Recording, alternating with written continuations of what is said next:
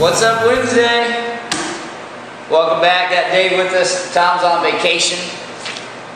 He's in Chicago. Chicken in the car and the car can't go. Vacations are good.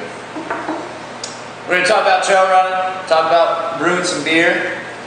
Luckily for trail runners, you don't have to open a new library account to learn how to trail run.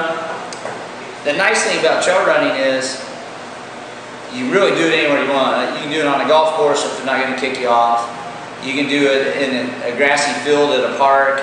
What I like to do is just kind of hop on a bike path, recreation trail, and just every once in a while you'll see something in the dirt, a little trail there. Maybe it's a deer trail, maybe it is an actual set up trail for trail running and mountain biking. Hop on it. But really, you know, the easiest way to do it is just to start in small increments. Hop on the grass, just get used to it. The undulation of the terrain makes your feet and your lower legs work a little bit more. Scenery's a little better. Scenery's much better.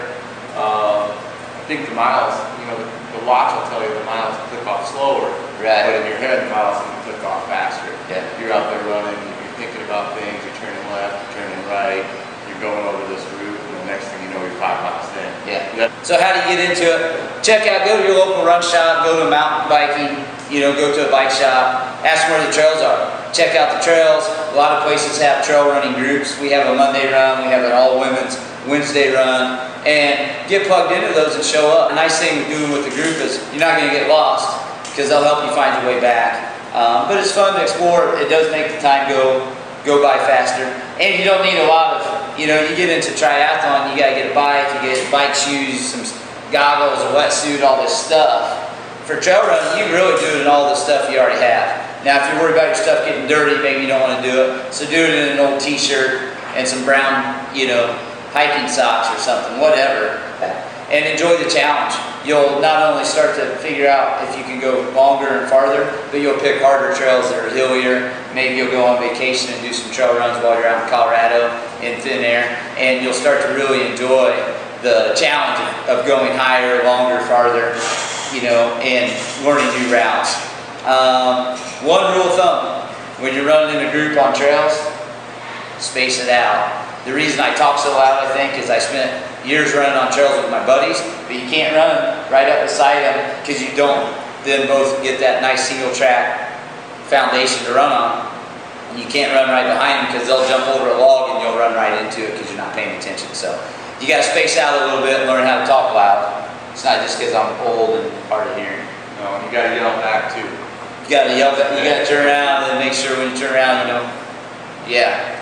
So is it that easy to hop in on brewing beer? It's close. I would say it's close. It just depends on if you want to make good beer or average beer or bad beer. Right. I've tasted my buddies brewing a 5-gallon bucket, right? Yeah. Some are really good. Some are not as good. Sorry, RJ. Like it was. RJ makes good stuff. So where did we start? I mean, you can't just stop by the run shop and say, where are the trails at? I think the internet's a great resource. Jump Okay. on the internet. Beersmith. Beersmith is a really good site. Podcasts on the internet are really good and really relaxing. What's a good channel? Brewing Network has some very entertaining stuff. Somewhat informative at the same time, but very entertaining. Yeah. If nothing else, funny guys to listen to. I actually listen to them when I'm on the trail sometimes. If I don't want tunes in my ear and I just don't want nature, I put these guys on, they're right. I mean, not kid friendly sometimes, but they're right to listen to. I listen to their podcast, Beersmith too. They've got really good podcasts, much more informative. You still do your brew debut? We still brew debuts here. Yep, every Wednesday. Rocking it and went out tonight. Cool. Most people start home brewing and then they try to get into it for a profession. I did not start home brewing. I started with education. I took some coursework at the Siebel Institute out of Chicago. Talked to my professors there. So you knew you were going to make bigger batches. Bigger batches. We made pretty small batches. We knew we were going to make bigger batches than what most people make in their garage or in their kitchen. You spend 3 days on the internet. You got some cash in your pocket. You can go out and buy supplies. Get yourself a brew kettle. Get yourself a turkey fryer. Start doing some stuff up and get into fermentation. Trail running and brewing beer are very, very similar things. You can start very simple You can get in, you can find other people like-minded that want to do it and learn from each other. Next thing you know, you're all hanging out, running trails and drinking beer. So run some trails, drink some beer, stay tuned.